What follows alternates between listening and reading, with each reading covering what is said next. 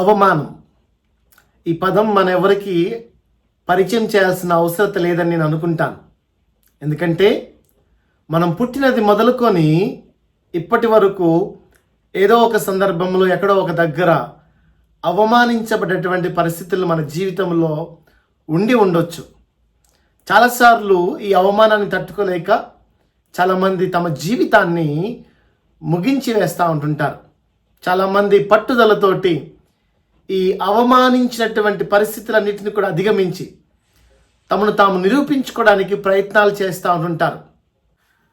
బండ్లు ఓడలవుతాయి, ఓడలు బండ్లు అవుతాయి అన్న మాట మీరు వినుంటారు.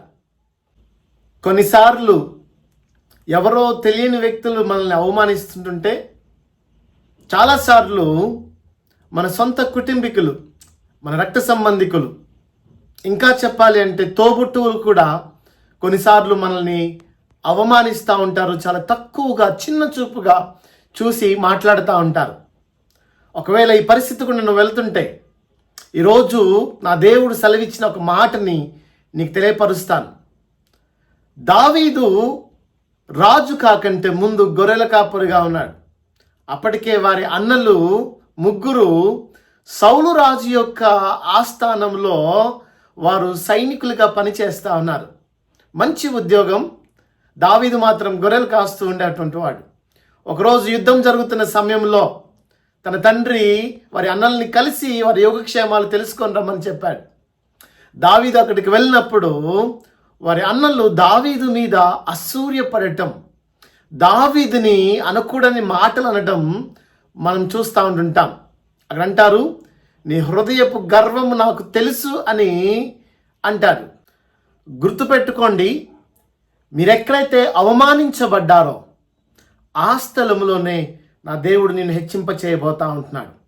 నువ్వెక్కడైతే తక్కువ చేయబడ్డావో, తృణీకరించబడ్డావో, అవమానించబడ్డావో, హేళన చేయబడ్డావో ఆ స్థలంలోనే నా దేవుడు నిన్ను హెచ్చించబోతా ఉంటున్నాడు. దావీదు అవమానించబడ్డాడు, తక్కువ చేయబడ్డాడు.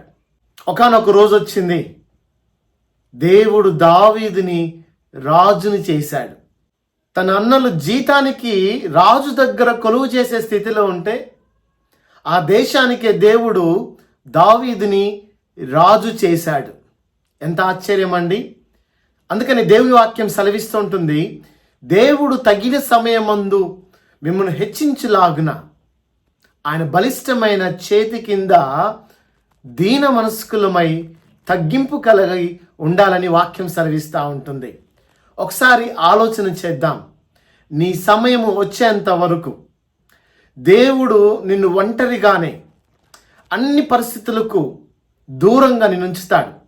దావీదు అన్నలు కత్తి సాములోను, ఈట విసరడంలోను, డాలుని ప్రదర్శించడంలో నైపుణ్యత కలిగి ఉన్నారు.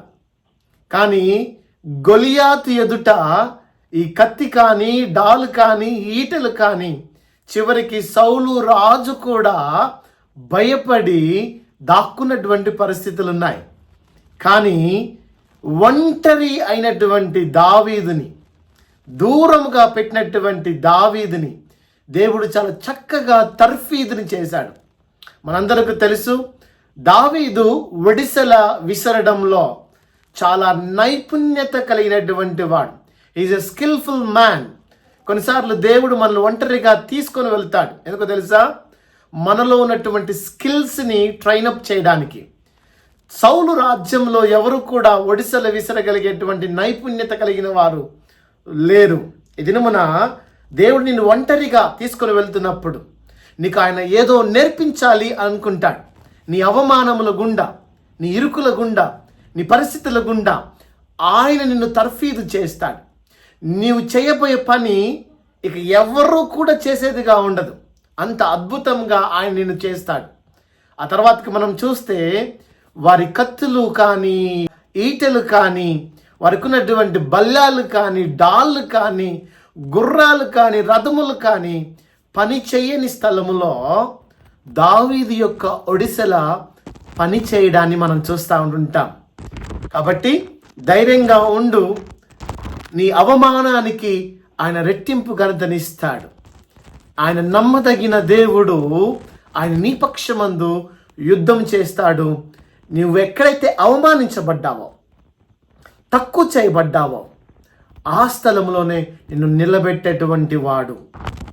God bless you all. Thank you.